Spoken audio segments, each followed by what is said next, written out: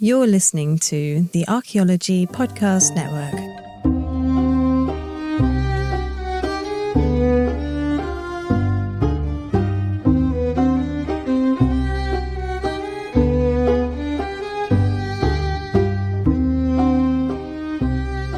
Welcome to Digging Up Ancient Aliens. This is the podcast where we examine strange claims about alternative history and ancient aliens in popular media.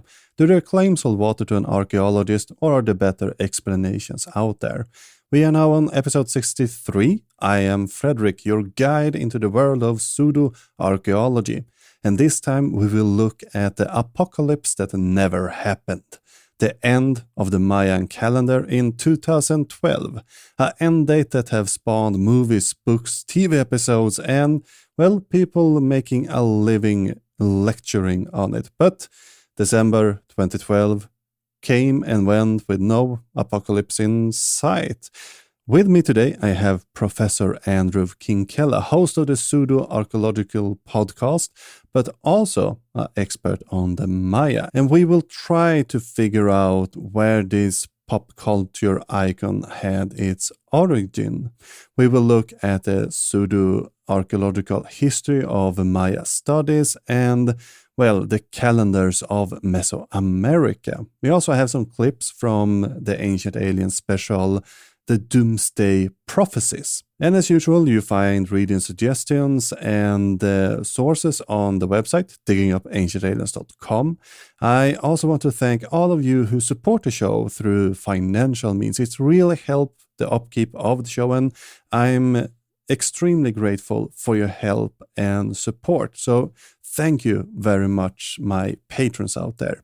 And if you want to help out, I'll tell you where to go later in the episode. Now that we have finished our preparation, let's dig into it.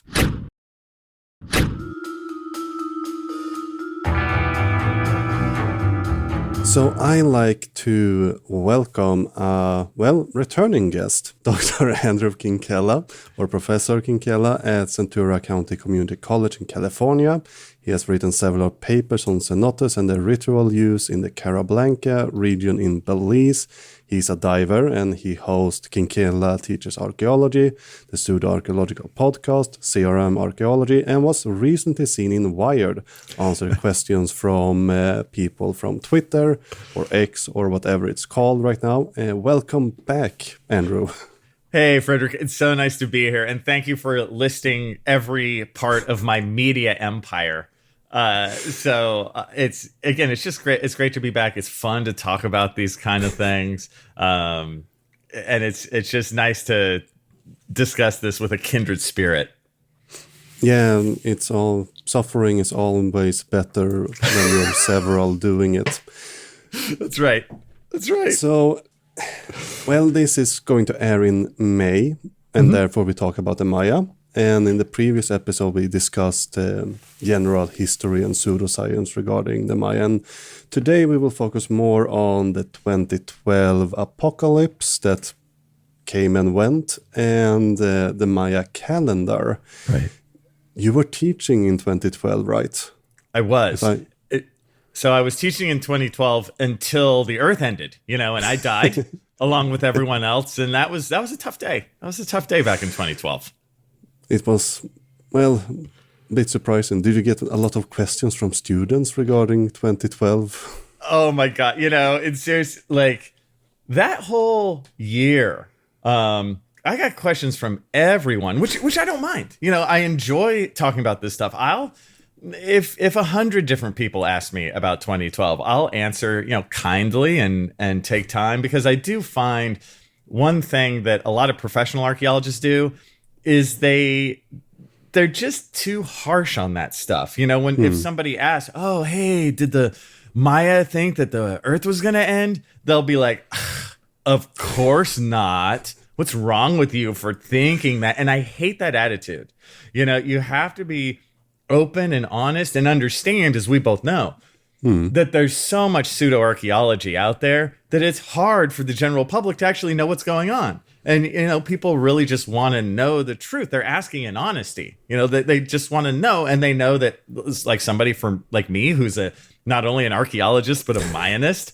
I'm the guy to ask, and I take that seriously, and it makes me feel good, when people ask. So the answer to your question is, good God, yes. In 2012, I mean, not a week went by, where people were like, hey, Kinkella, I know that you work in Belize, you work on the cenotes, what do you know about 2012? What's the deal? And I would tell them, the short answer is that no, the Maya didn't think that the world was going to end in 2012.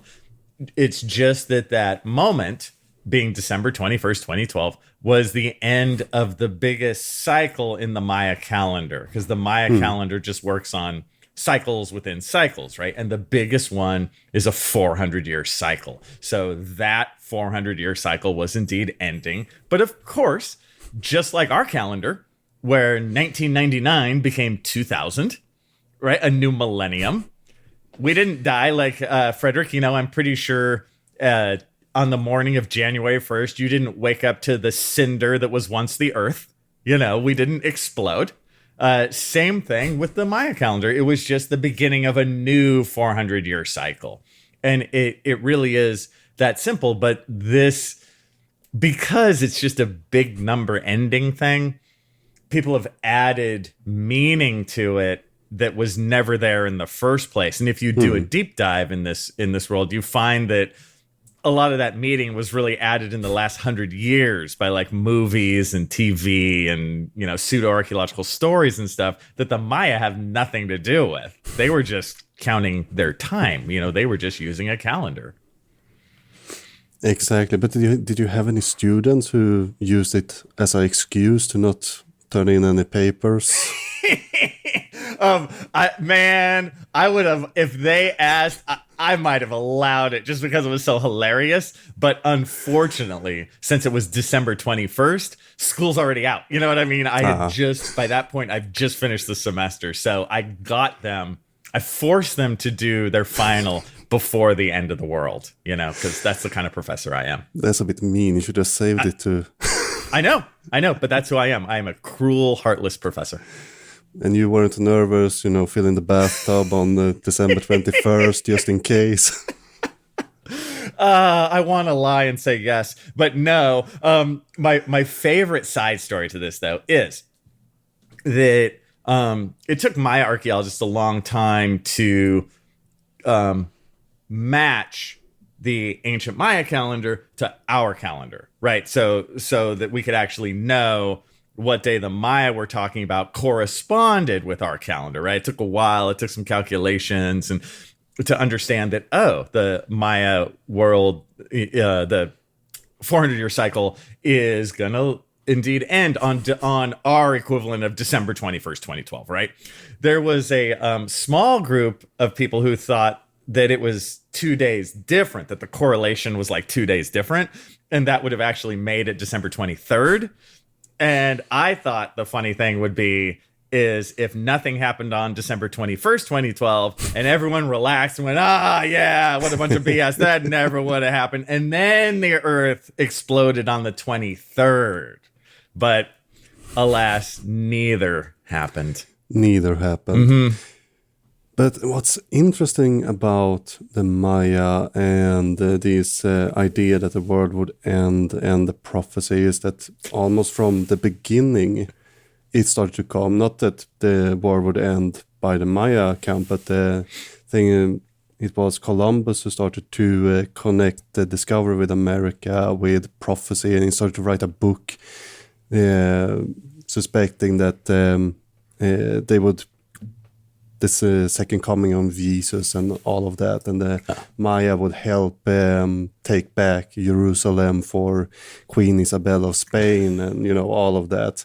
So from the beginning, we start to see these prophecies and ideas, and Atlantis, our favorite topic, and one of those who maybe contribute quite a bit is Le Plongeon, that you're quite familiar with. Yeah.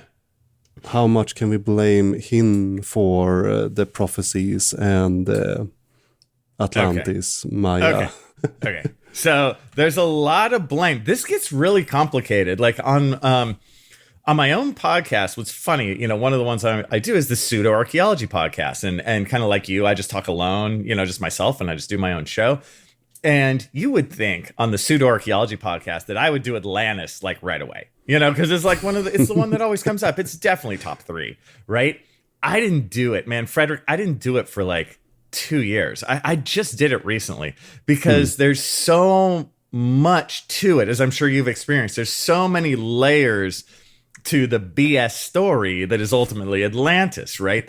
And so I felt that it was my job, right, to take the layers away one at a time to explain it to people. And I was like, man, this is complicated. So actually, there's so much to it. And again, the short answer is Plato makes it up originally, but then it just gets re-upped because the story is so interesting.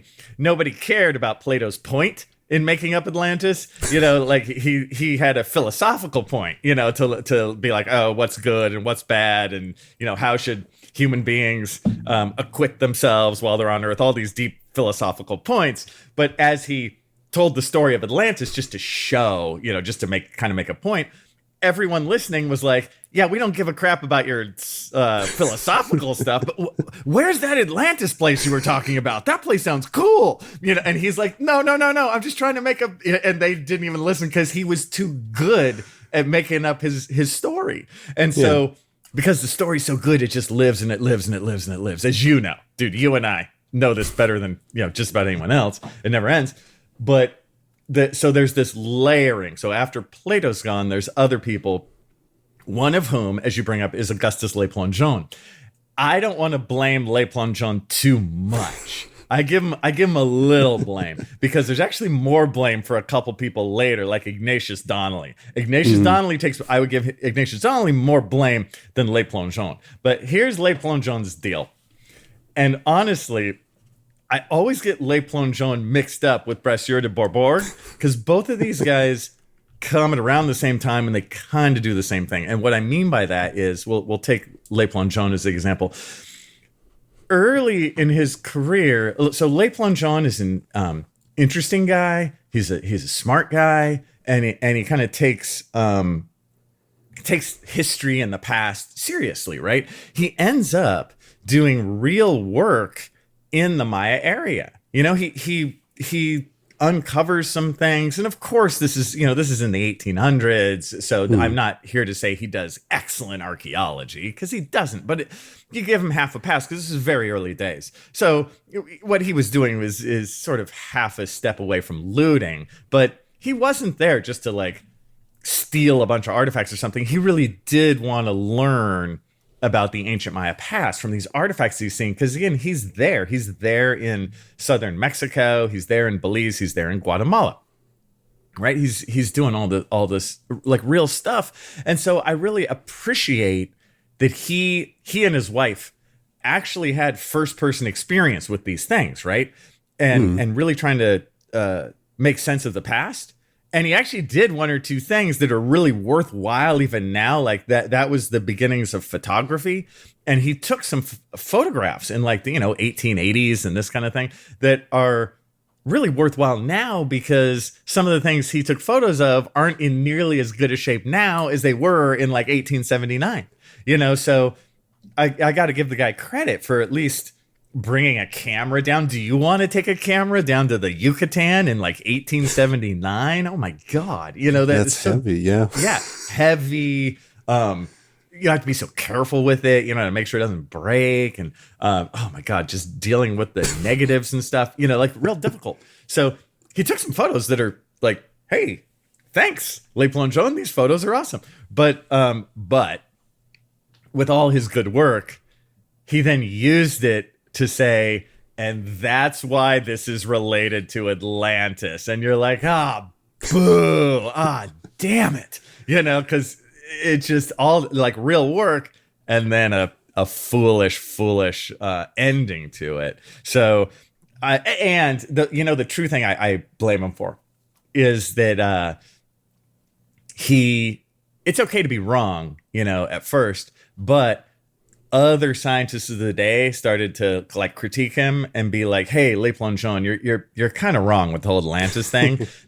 The part that I really critique him for is he doubled down on the Atlantis thing. And then he just started writing these like fantasy books, basically what would be fantasy books today, right? But saying that they're true. And he made up, I forget, it was like King Chakmul and Queen Mu or something. He just made up, he made up these names. He made up these like characters. It sounds very much like like a Marvel movie or something. But I blame him for not taking the criticism and just doubling down on his foolishness. But his original work, so he's one of those funny in-between guys, not like Ignatius Donnelly, who comes later. Ignatius Donnelly's just totally full of it. Ignatius Donnelly never went to the Maya area or anything. He just made up some stuff. So again, I blame Ignatius Donnelly more. Yeah, and Helena Blavatsky, but right. Yeah. But Plongeon was not the only archaeologist of the time taking Atlantis for real. We have, for example, what's his name? Edward Herbert Thompson, also 19th century archaeologist. But he suggested that Atlantis was, well, not a myth, but also located in the cenotes in the Maya region. I think it's the Puc region. Yep. And I know that you are an expert on cenotes. Do we find Atlantis down there, or what role did they fill in the Maya society? It's good I've come here, Fredrik, to this podcast, because yes, I'm here to announce that Atlantis is indeed in the bottom of the cenotes in the Maya region. I mean, of course not. But Edward Thompson, and for anyone listening who's into the Maya stuff, there's actually two famous Thompson archaeologists. There's J. Eric Thompson, who comes a bit later. He's kind of a famous British archaeologists who work in the Maya area. Said, don't mix up your Thompsons. That class. That's what I always tell them. Don't mix up the Thompsons. The earlier one is Herbert Thompson, and he's going to be working especially in the sacred cenote of Chichen Itza. And that's right in the beginning of the 20th century, like 1905, 1910, right there, pre-World War I.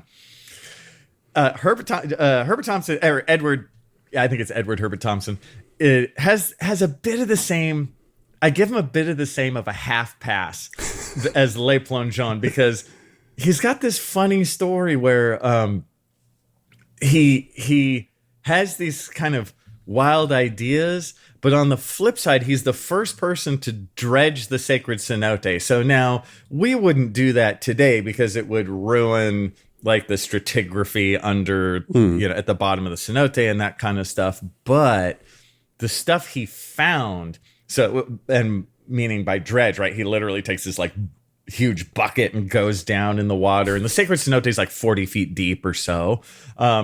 But there's a bunch of air before you get to the water, right? It's a long way down to that big cenote. It's like this big sinkhole, and there's kind of water at the bottom.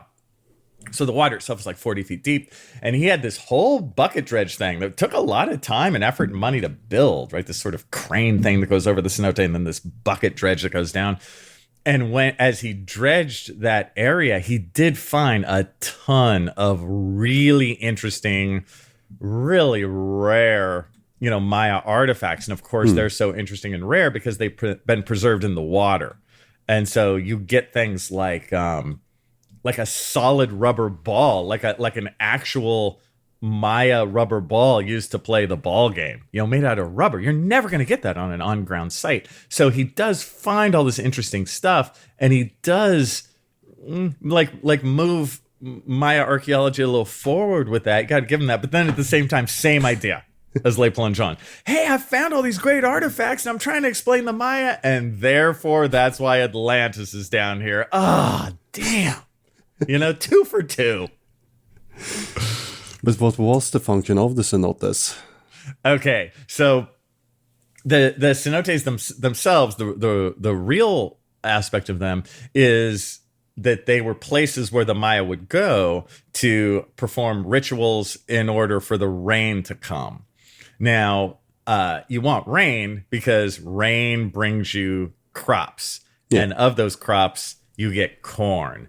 In the Maya world, when in doubt, everything's about corn at like sort of the basis of everything. Like you have The corn god is one of the main gods. In Maya mythology, human beings were originally made by the gods out of corn, right? As I say to my students, when in doubt, if you're taking a class on the ancient Maya, the answer is always corn, right? Underneath it all. So that's what the Maya are doing at cenotes. They're basically doing rituals for the rain to come, so the rain comes down and makes the corn grow, right? Not every cenote is a kind of a ritual site. Some cenotes are just there for water. Some cenotes, the farmers would just use for water, and that's fine.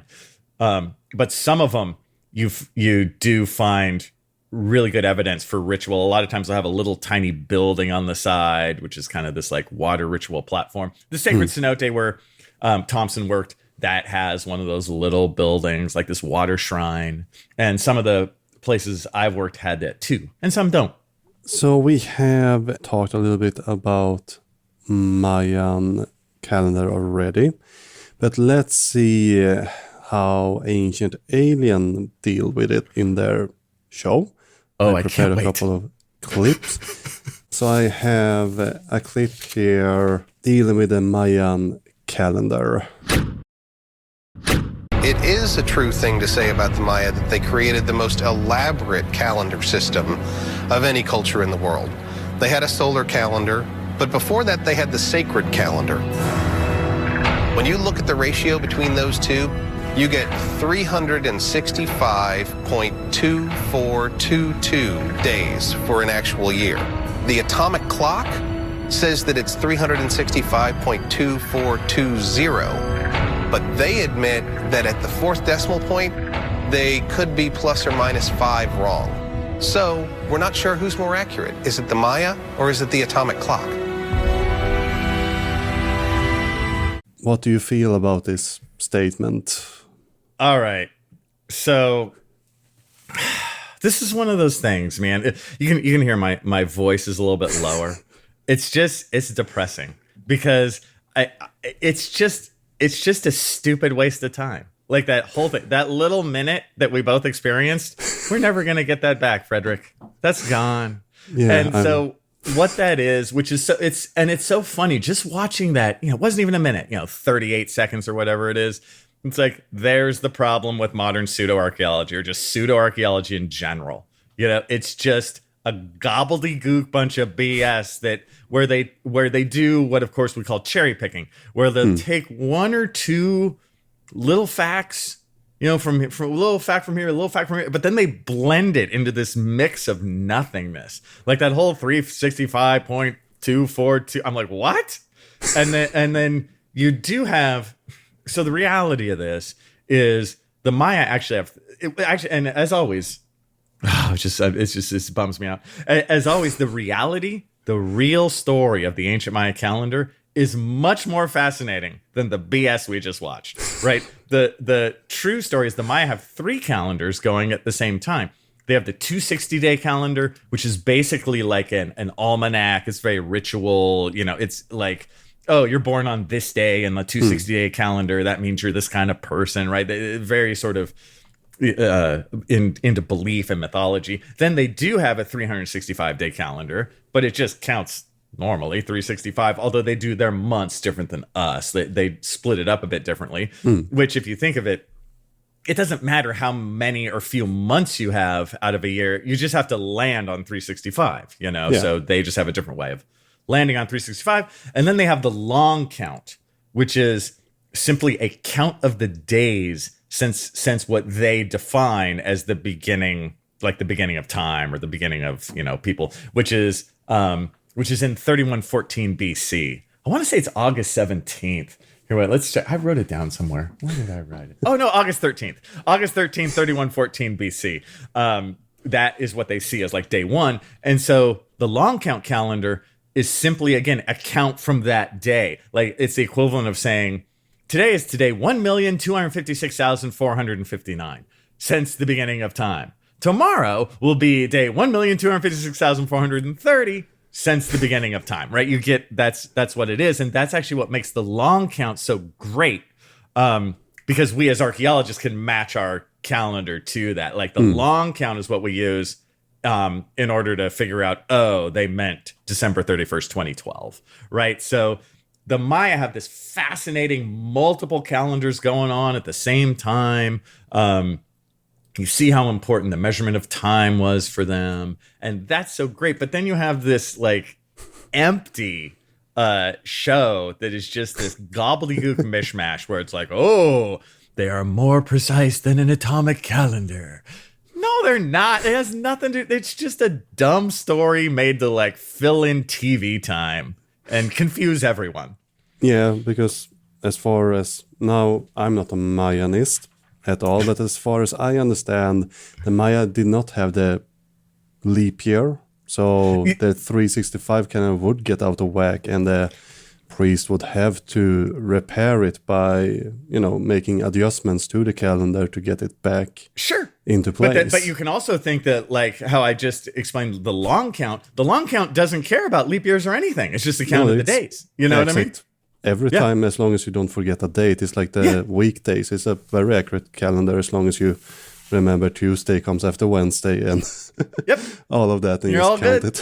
It. And that, again, the long count, they also trace it in a cyclical way, because they're counting, their numbering system is base 20. So they go 1s, 20s, 400s, 8,000s. And so you sort of have cycles like that. The 8,000 cycle, they don't use in the calendar because it's too big. But they would if for some reason you needed that many. But the base in the Maya number is 20, as you say. But why does the calendar start at 13? Oh, the yeah. long count? Yeah. And why would it end at 13? Because right. Oh, that's good. Yeah. Sorry, I thought you were asking me something slightly different. Why is it? Oh, well, 13. Sorry, man. We only got 13. Sorry. Oops. Yeah, we just decided as a culture to only have 13 of these. Yeah, it just doesn't make any sense. Where again, looking at the Maya calendar just sort of scientifically and straightforwardly, it's obvious. It just keeps going. Again, just like ours. It would be the same as saying, well, you only get until the year 2000. Sorry, man. Sorry, we don't move the number in the thousands place from a 1 to a 2. Actually, you just get until December 31st, 1999. Sorry, man. That's it. No more numbers. Of course not. Yeah, I think it's Mark Van Stone, who is quite famous Mayanologist, who talked about inscription in the Temple of Inscription that's about 4,000 years in the future, but it goes 1.0.0.0.0.8.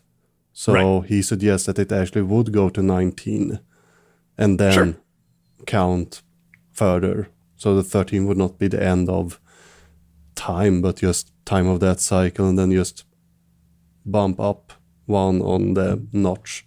Right, one over. Yeah, it's really it's sad. The bummer part is we as archaeologists have to keep going. No, you can go more than 13.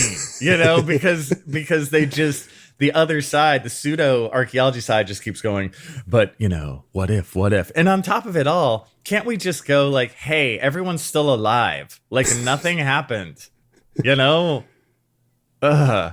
it's a new time, you see, Andrew. I know. It's a new age. I'm growing a third eye now that I didn't have before, and I can see. Oh, thank you. This new age of enlightenment. What is that? They always throw that in. It's just this weird. All of them do it. Since the last several hundred years of pseudo archaeology, it's always this like new age is coming and the old age is bad. And it's like, what? I don't know. I think current age is pretty good. But Andrew, you want to see the evidence for how we know that it would end in 2012? Do I? In my opinion, the one and only clear reference to the date in the long count that arrives in 2012 is on Tortuguero Monument 6. Basically, the inscription in Tortuguero was half destroyed. And everybody assumed that what it was saying was that the 9 gods would return on December 21st, 2012. But because there was some destruction on that inscription, certain things were implied. My favorite part's the music. Like, it's designed to get you excited and awake. But I have a bonus part to this from your friend Erich van Daniken, who has me and some him, we're like this. additional info. He seems to be buffering, though. It's because he's communing with the other astral plane. Some scholars believe that the eroded glyphs on Monument 6 suggest that Bolanyakti, a god similar to Kukulkan, will return at the end of the Mayan calendar. The Maya specialist can read it. Will descend from heaven, God Bolanyakti. Bolanyakti was one of the Maya gods who was present with the creation of man. So they say, will descend, God Bolanyakti. So some gods, some extraterrestrials were expected to return. And definitely some of the gods will return. There's absolutely no doubt.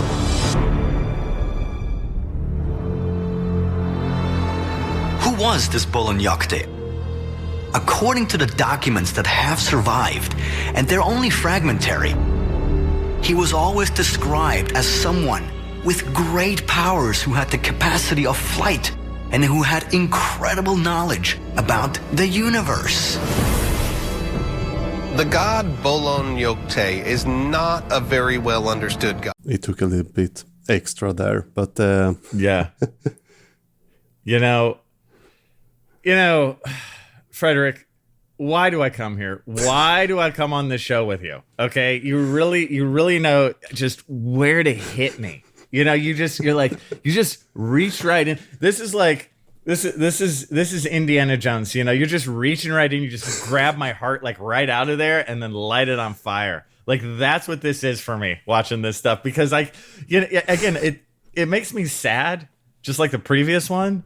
Because it's just a mix. Like just pick some miscellaneous facts on the Maya and just put them in a blender and then just blend it up and then just drink it. Like it's senseless. Like I don't even know where to start. I'm like, I can't really. This is one of the harder parts, as I'm sure you've experienced in arguing back against pseudo archaeology and pseudoscience, that it's so nonsensical that I don't know where to start or what to say, except like that's nonsensical and has nothing to do with anything. Like they make this thing out of this like Bolanyakti god or whatever, which is completely. It's not like that's not a major god in the Maya pantheon, and they're taking other characteristics from other gods and sort of shoving them in there, and then they're sort of selling it to you because they're just trying to make a point. They're just trying to create a story, right? And that I find is the pure difference between people like you and I and them. We're here to talk about facts and use facts to tell the story of the past as factually as they can. They start with a story, right, that they need to tell, that they want to tell, and then they just cherry pick miscellaneous stuff and they throw it in there. That last bit was nonsensical. I'm like yes, there is a stela that has that on there. Yes, I've heard of that stuff before, but all the rest, it's like no, just no. Just no. It doesn't have anything to do with anything. They're in there. They did talk about a couple things that are pretty common on a lot of Maya stela. Like they'll talk about certain accession dates. That's where like a young man becomes a king or something. The day that the sort of accession to the throne. Okay, yeah, that's real, and the Maya talk about that a lot.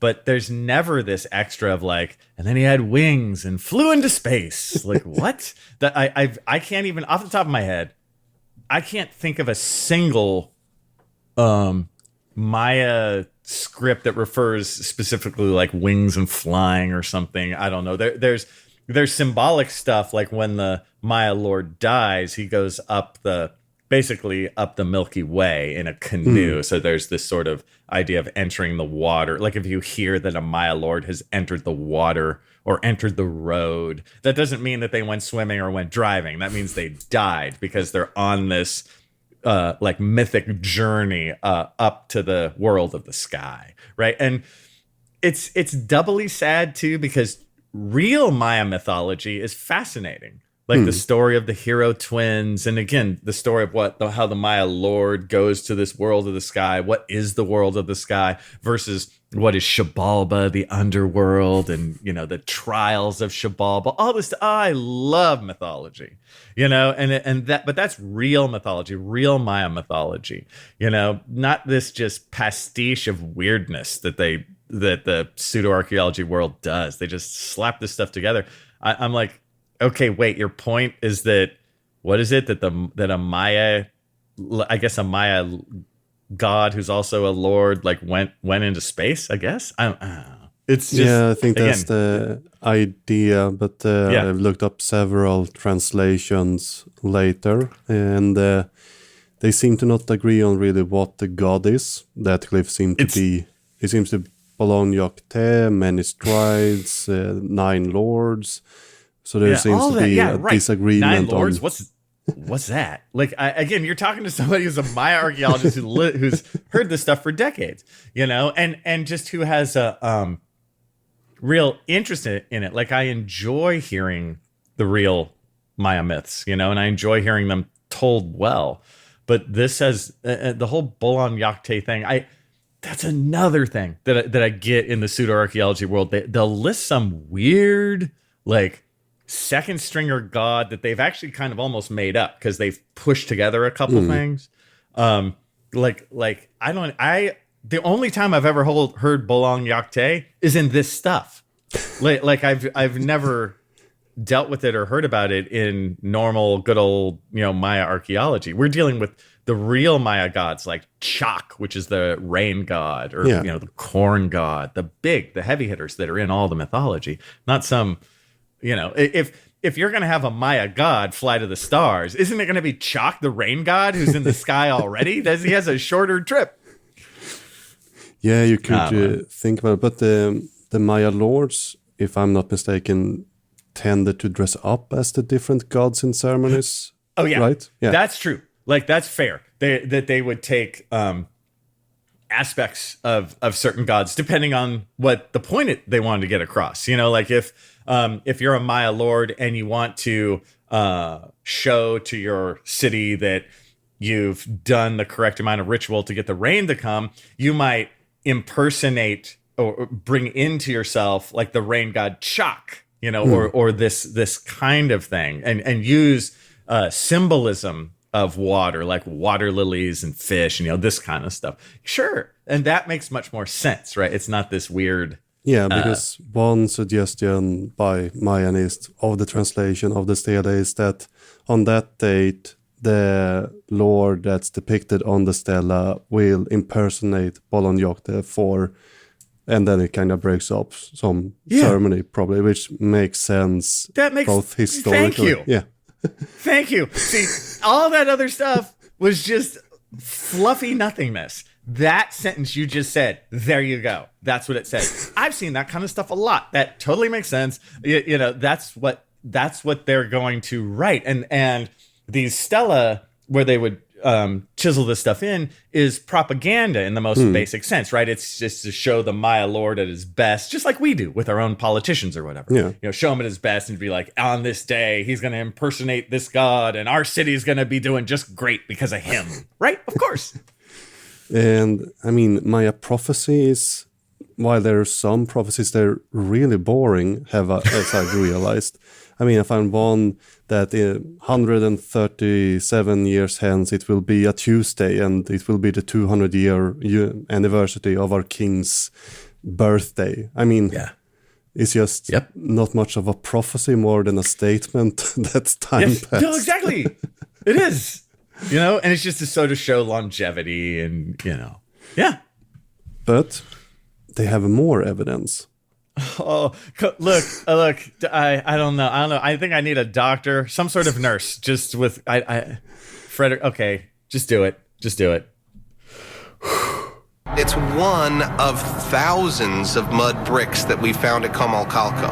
A very few of them have hieroglyphs on them. One of them has a date inscribed on it, which is very rare. And it says for Ahau 3 Conkin, which is the calendar round date that's going to occur in 2012. Well, the Comalcalco brick is important because it is verification of inscription in Tortuguero.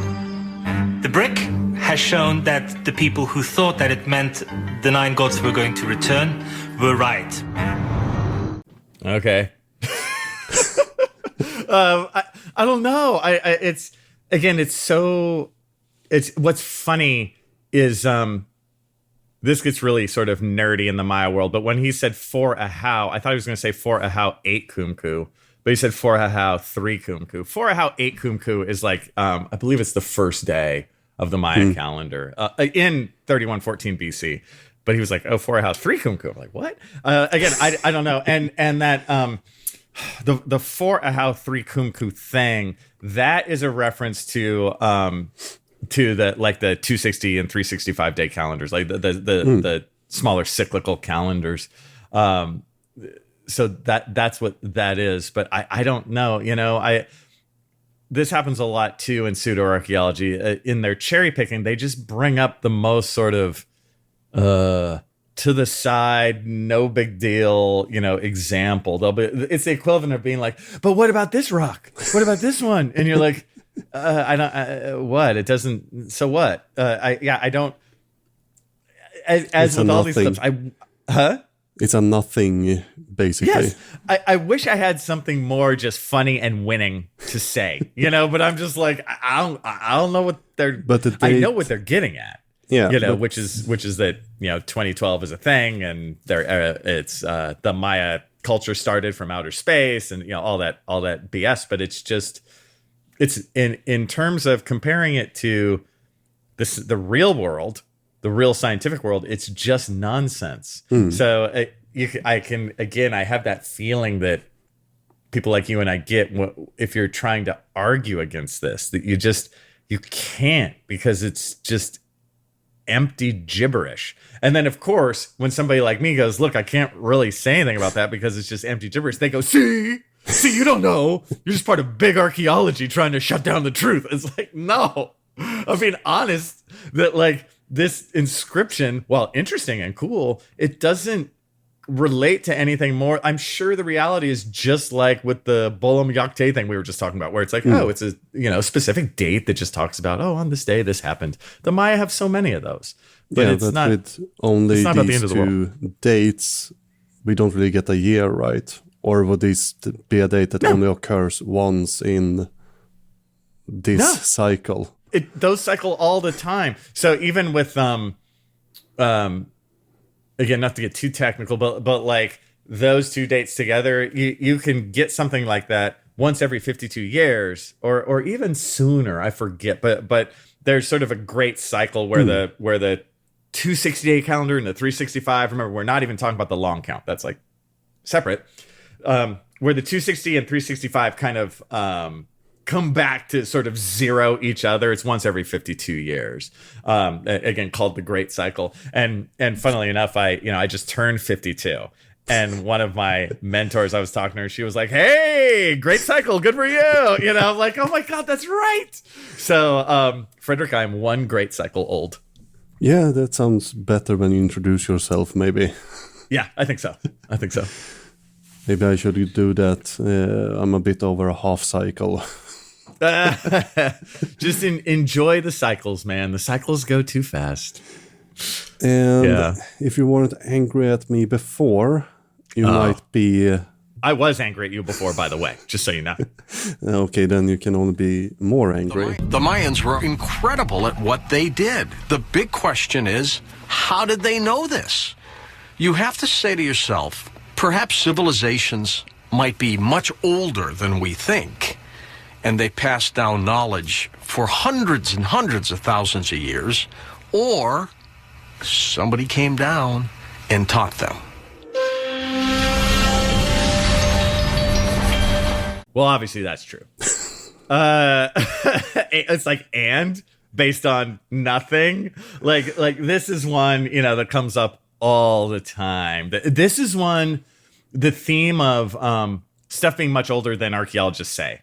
This is one I probably get more pushback than almost anything else, like on my YouTube channel, or people who hate me for telling them factual truths.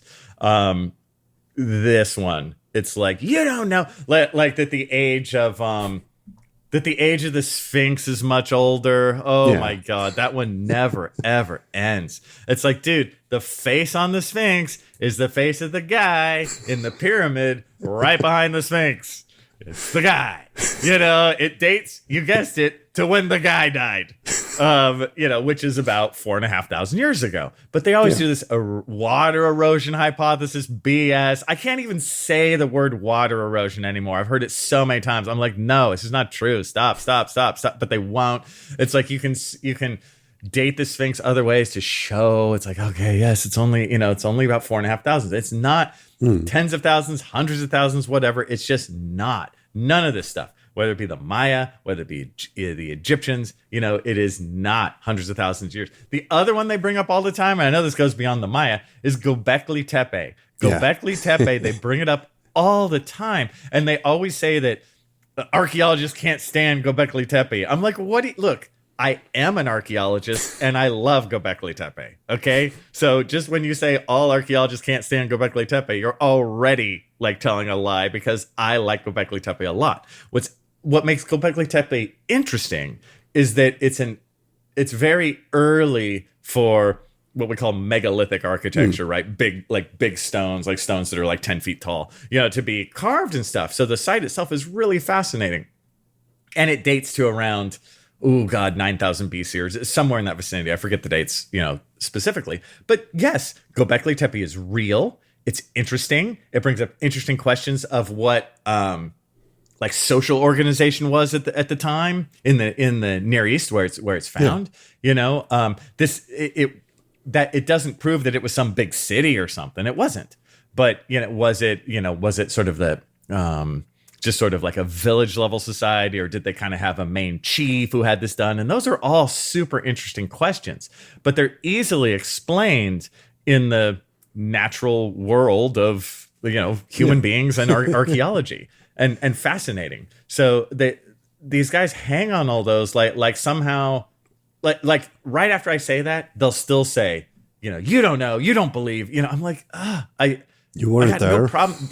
Yeah, Göbekli Tepe doesn't ruin my hypothesis, if that makes sense. I'm all for Göbekli Tepe, but Göbekli Tepe is not 100,000 years old, as none of this stuff is.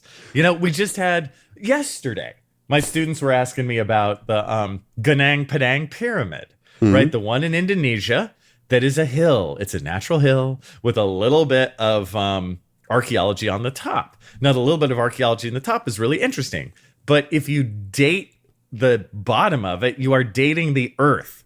So it's like, this pyramid's 50,000 years old. It's like, no, that's the earth that you're dating. The human being didn't build that hill. They built some stuff on the top. So look at the stuff at the top, but they just won't stop with this, and you can tell. Even this is another thing they're going to say. Even me, they're like, look at him, he's getting so angry, right? Right, and it's like, I'm not angry. I joke about it. It just it makes me like energized, to talk about this stuff, because I want to have people know the real facts, and also just that this foolishness, needs to be sort of exposed and talked about. And it's what you also notice underneath these is how flimsy all their stories are. They made them up in 10 minutes just to have a show, or just to write a book. Like, I want more sophistication in my pseudo archaeology. I want more deep thinking in my pseudo archaeology. But George Lucas made Star Wars, and that's way better than any of the pseudo archaeological crap stories. Yeah, that's a lot better. And I mean, pseudo-archaeology can be very good fiction, but they kind of stay there and don't really evolve their questioning, like, how did the Maya calendar get to existence. I mean, there's a real answer to it somewhere, but they don't go and look for it. No, because that's the hard work, right? That's what I have to do. That's my day job, and it's fascinating, but it's slow and it's difficult. When did the Maya calendar actually start? When did they bring it in? Whew. It's probably the late pre-classic. So, let's say 250 BC. That's a sort of throw. The long count comes later, though. The long count aspect to the calendar is probably stuck on around like 250 AD. But the original the 260-day calendar is probably the oldest one of all.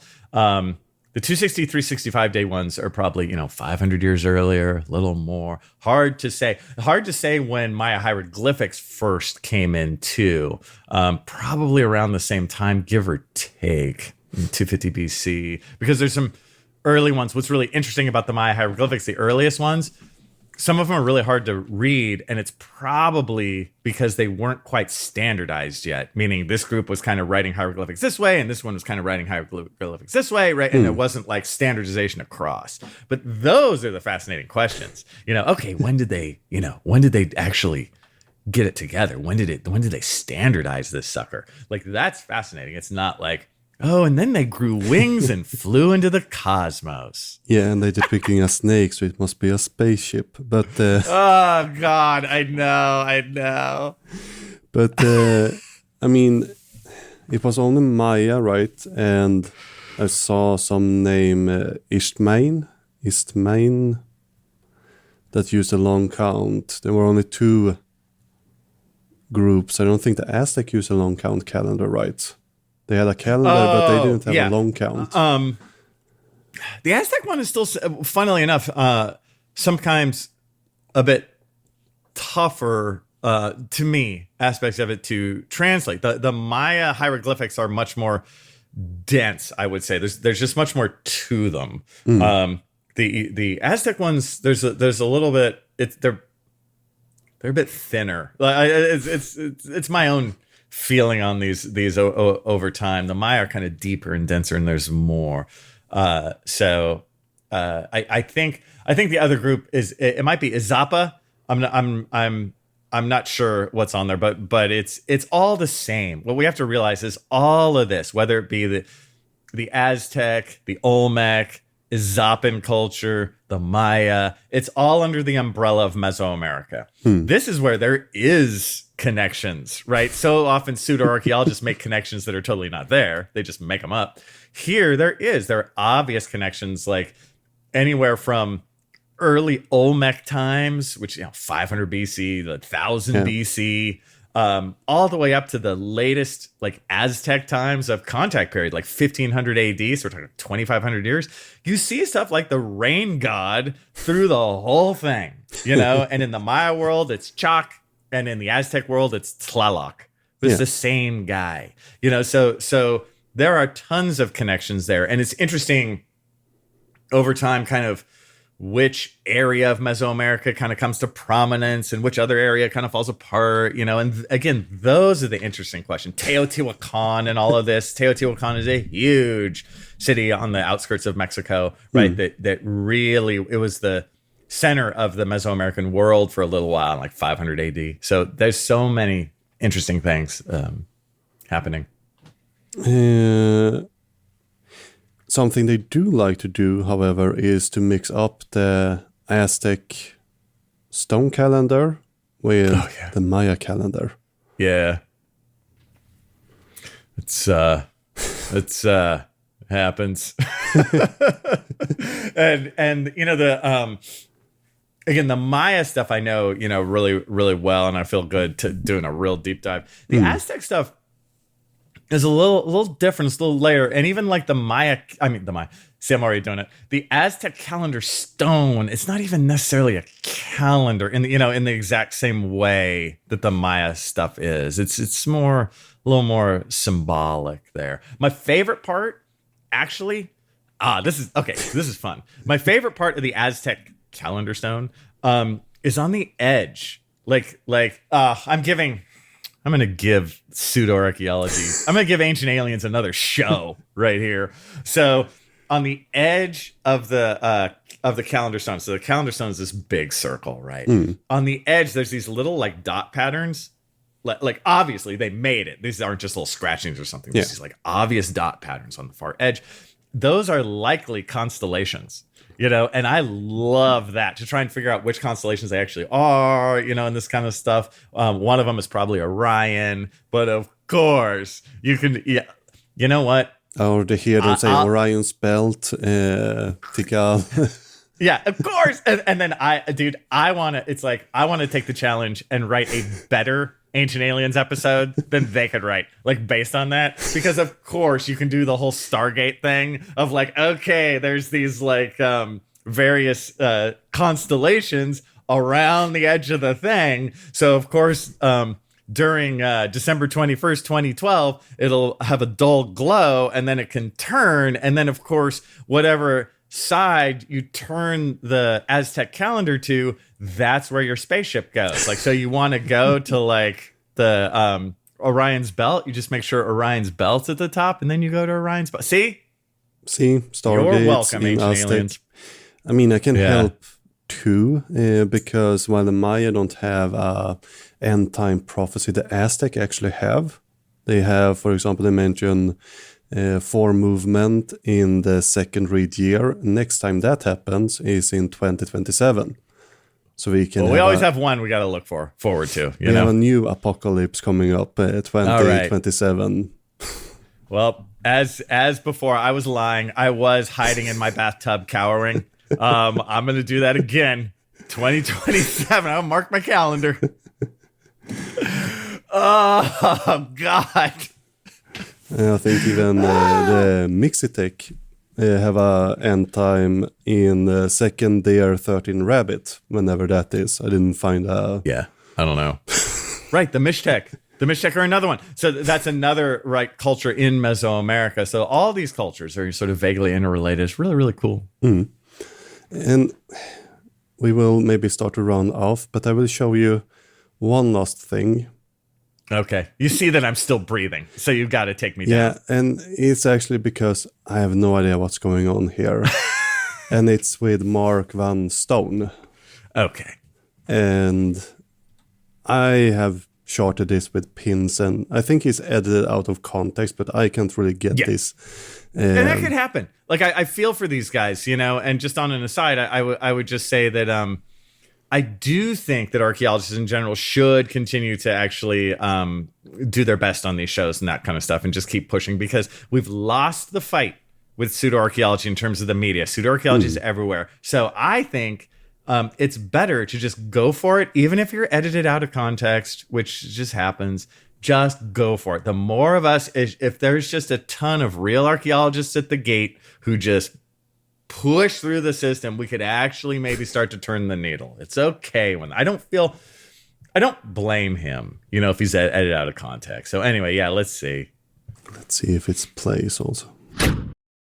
The Mayas were timekeepers above and beyond all other things. Keeping up with time was magic. It was power to the Mayans. They were tracking in particular Venus, phases of the moon, eclipses, but they also tracked precession, which is an extraordinarily long cycle. What it means is that every year on, say, March 15th, the Pleiades rise for the first time in the sky. If you wait 72 years, the day of the rising of the Pleiades will be one day earlier. And if you wait another 72 years, it'll be a day earlier still. And if you wait 26,000 years, the Pleiades will move back to that same day. I'm kind of like you. I'm not sure. I can see how this could be taken out of context. I'm not sure what I think what they're going for is that the Maya had this like 26,000 year plan or something. And I don't know how much they're actually tracking or not tracking precession. Precession is where there's a little it's where like the North Star won't be exactly in the north after that. Like there's a slow, turn of the night sky, because basically the Earth like wobbles like a little bit. That's precession, and it does take thousands and thousands of years. But in terms of were the Maya just sort of tracking that on the short term, sort of calendrically, or were they actually doing a 26,000? It doesn't. I don't know what they're saying. I'm not here to say that the Maya were having their precession maps all over the place or something, but they were. He's right about that first part about tracking Venus and that kind of stuff to the moon, and that was a big thing. Like Venus as the morning star, Venus as the evening star. That was a common theme in for the ancient Maya. So those portions are, it's like, but that later thing, I don't know. I think they wanted just to like use, you. I don't know what they're saying. Yeah, I think they want to use that part because they later claim that I think it's Tikal. They claim is laid out as Pleiades. The temples in Tikal like is laid out to match exactly Pleiades. Gotcha. That's what they needed. Yeah, that is that. So the idea that Tikal is laid out like the Pleiades is pure fiction and just total BS. That has nothing to do with reality. That has nothing to do with anything. That's just dumb, right? It's just, that is a dumb waste of time. And it's so common. That's what happens, right? It like trace this story as it goes.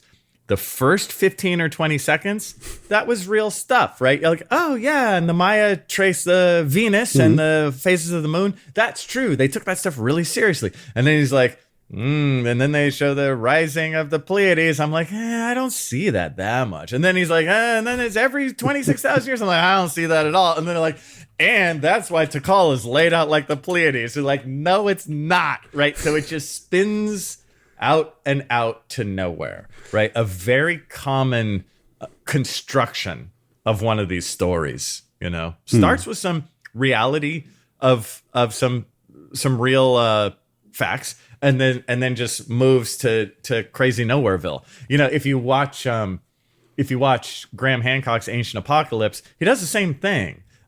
He does it actually episode by episode and also throughout the series, right? So if you watch the very first episode, it's not that bad. It is full of some total BS, but it's not that, on the BS scale, it's medium BS. But by the time you get to the end, it's a pure flight of nothing, empty fantasy, right? So that's their structure.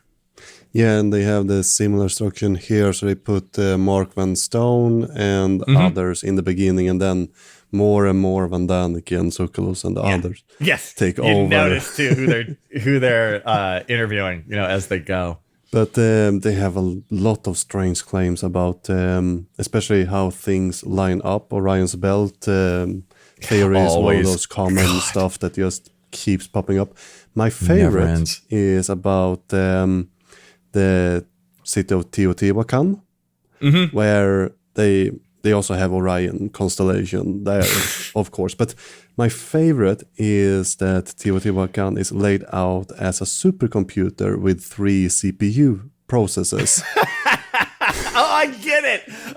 Okay, yeah. Because it looks like a motherboard, I'm guessing. Yeah, that's the idea. It's a motherboard, and you need the 3 CPUs because supercomputers need 3 CPUs. Okay. You know what, Fredrik? I've gone through the looking glass with that one because that one is so stupid that it's just funny. Like I kind of like that one. I'm like 3 CPUs. I think I'm gonna rip that off. You know what? The pseudo archaeology world rips us off all the time. I'm gonna rip them off. I'm gonna use their joke. Too bad, Ancient Aliens. I'm gonna use that joke, and I'm not gonna give them credit. Ha. Yeah. 3 CPUs. That is genius. That's great. It's a great theory. I brought it up in an earlier episode. It's the first time I quoted, Linus Tech Tips regarding 3 CPUs computers. That's right. Because it's a silly idea even in modern standards. Because, I mean, if the aliens travel through space, I think they could make a CPU that, you only need one of. Not 3 like we did in... That's where you're wrong, Fredrik. They need 3. It's 3 CPUs. like we needed in the early 90s, because it's technology they are stuck in. It's the top. Yeah, that's all they got. That's so funny. But what's so sad is that the reality of that, the reason why they say the 3 CPU thing and all that stuff, is that Teotihuacan as a city was so advanced and so complex that they gridded out the whole thing right before they built it. And I always say this, even though I'm a Mayanist and I love studying the ancient Maya, it's my favorite thing. The Maya cities are not laid out like that. So I always have to say, I'm like, even though I love the Maya, Teotihuacan as a city is sort of one order of magnitude bigger and more complicated than any Maya site, because the whole thing is planned out and gridded, and it's amazing what a good job they did with it and how they stuck to the plan, for hundreds of years as they're building it. They build out this huge thing according to a master grid plan. And it's great. Yeah, that's the impressive part of the city. Mm-hmm. And on that bombshell, we will close out the discussion. Thank you for letting me torture you with ancient alien quotes and all of that. You know what? It's because it's been just long enough since we last talked that I forgot the pain. I forgot how long it took me to heal. So. Yeah, but I didn't force you to watch the whole episode. I mean, it can always be worse. That's true. Dude, I don't know. I think I said this in the past. I don't know how you do it. I don't know how do you keep your positive demeanor? Isn't this taking a long-term toll on you, Fredrik? Fredrik, I'm worried about you, Fredrik. Yeah. I mean, in the earlier episode, I joked that this will be a look into a man's descent into madness, and maybe it will.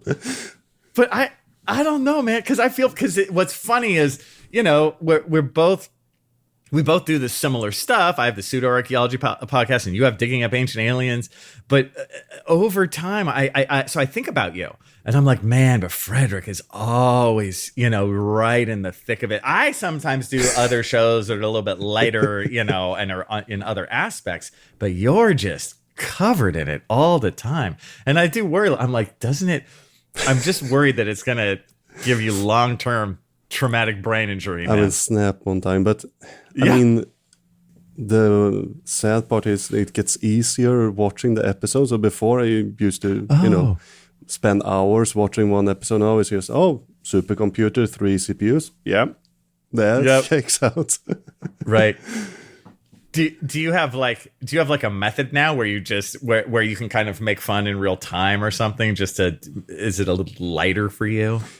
I mean, the thing with Ancient Aliens is, even if they have the opportunity to make amazing fiction, I mean, we can do great stuff. I mean, Assassin's Creed games and things like that take the Ancient Alien idea and just make a narrative of it. Super great. But they are such lazy writers. They just repeating the same thing. So you just sit there, that's that claim again. Oh, that's that claim again.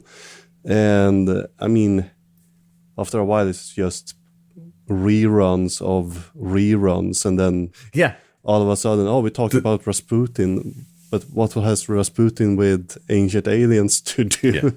They got nothing. Yeah, they're dying. But I totally agree with you. I noticed the laziness. They're lazy. That was like the Star Wars joke I made earlier. It's like, no, Star Wars is a real, story. Ancient Aliens is not. It's just thin, bogus, and and lazy. Yeah, I mean, great fiction, but other than that, if they would stick with the fiction, I mean, no worries. Yeah. But it's just lazy. So I mean, it's nice to see how it evolves, but we will see how it goes. We will see how it goes. Yeah. Okay, man. So I guess I'll see you in another, year or a half or something when I've forgotten again the pain of this show. Yeah, next time I will come back and trick you into watching the whole thing. Exactly. I'd do it, at some point. I've done that stuff before. I had to watch. There was another podcast they do on movies, and I watched the whole 2012 movie, right? And did a full on, they had me watch the Atlantis movie. Oh my God! Oh, that's so funny. So, it was fun, though. Yeah, it was nice. Don't remember the 2012. I remember seeing it, but I think I forgot it in self-defense along the way. So you did. It was in order to keep your body alive. No, it's the one that came out in 2009. It was with John Cusack, and it's funny at the time when we were talking about the movie, I said, geez, I forget huge parts of this. I'd just seen it too, like a week before. And that's the hallmark of a bad movie, right? You forget parts of it really fast because it doesn't really make sense. And certain scenes didn't even need to be there. Yeah, exactly. But I will let you go on that note. And if people want to hear more from you, where should they go? So my various social media and my media empire outlets, I think the best places to touch base with me are on my YouTube channel, Kinkella Teaches Archaeology. You can always feel free to leave a comment anywhere because I'll see the comments every so often, on any of the videos.